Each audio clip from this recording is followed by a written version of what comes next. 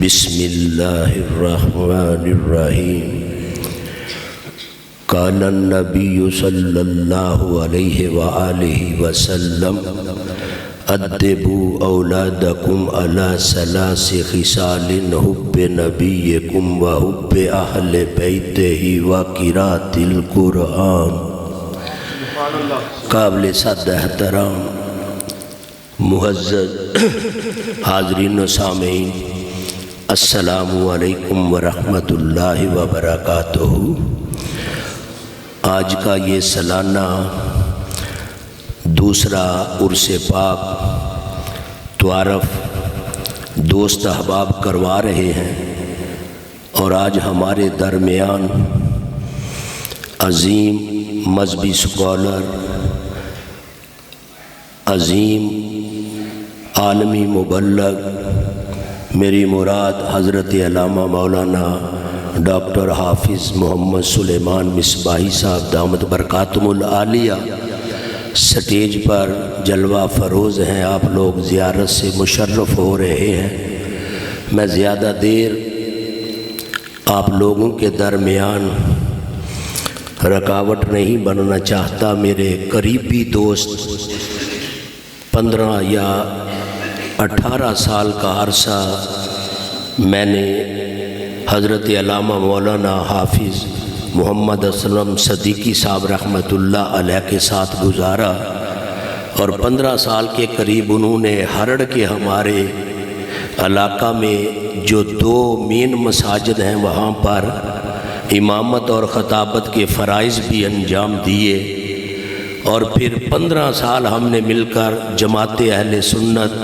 ضلع سیالکوٹ کے ساتھ کام کیا، اور آپ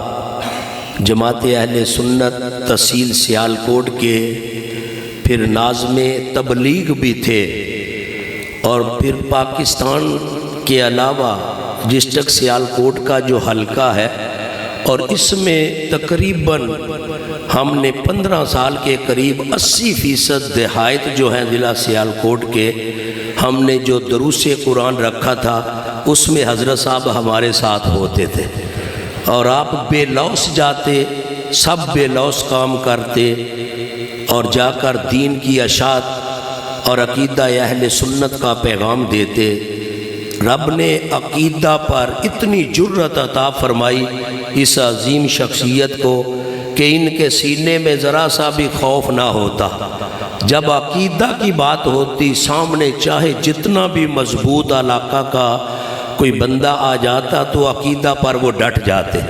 اور کئی بار تو سٹیج پر لوگوں کے ساتھ پھر جھگڑا بھی ہوا، اور اللہ کے فضل و کرم سے آپ نے حق پر رہ کر حق کی آواز کو بلند کیا، اور ایسا خالق کے کائنات نے ان کو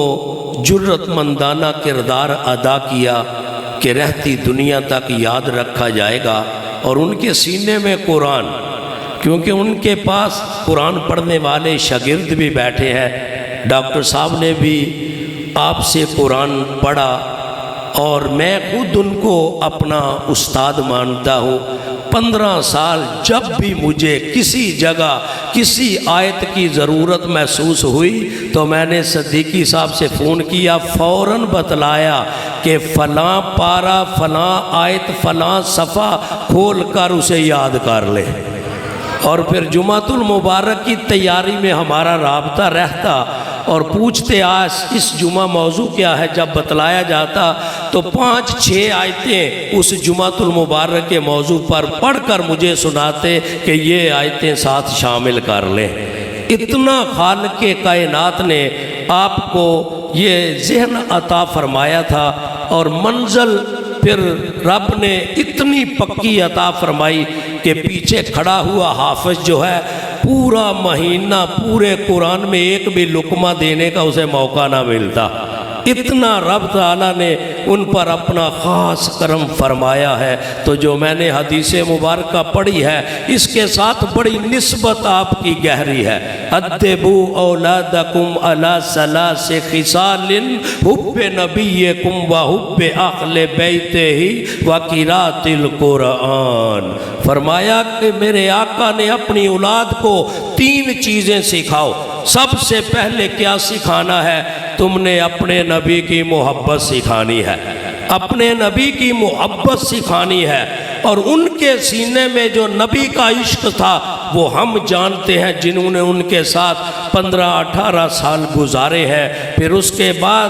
اپنی اولاد کو اہل بیت کی تو نے محبت سکھانی ہے، اور اس کے بعد تیسرے نمبر پر وَقِرَاتِ القرآن، اپنی اولاد کو قرآن پڑھنا سکھانا ہے۔ یہ چیزیں تینوں ان کے پھر وجود کے اندر موجود تھیں، اور آگے پھر شاگردوں میں اپنی اولاد کے سینوں میں وہ چیزیں منتقل کرتے ہوئے اس دنیا سے پردہ فرما کر گئے۔ روایتوں میں آتا ہے قیامت کے دن ہر کوئی رب کی بارگاہ میں التجا کرے گا اور دعویٰ دائر کرے گا، اپنا حق لے گا، اور قرآن کے بھی کچھ حقوق ہیں۔ روایت میں 5 حقوق قرآن کے ہیں۔ خالق کائنات کی بارگاہ میں قرآن بھی دعویٰ دائر کرے گا، اپنا حق جو ہے وہ لے گا، اور جب دعویٰ دائر ہوگا تو آگے سے جواب کیا ملے گا؟ جو میرے آقا نے فرمایا، قرآن سب سے پہلے یہ پوچھے گا،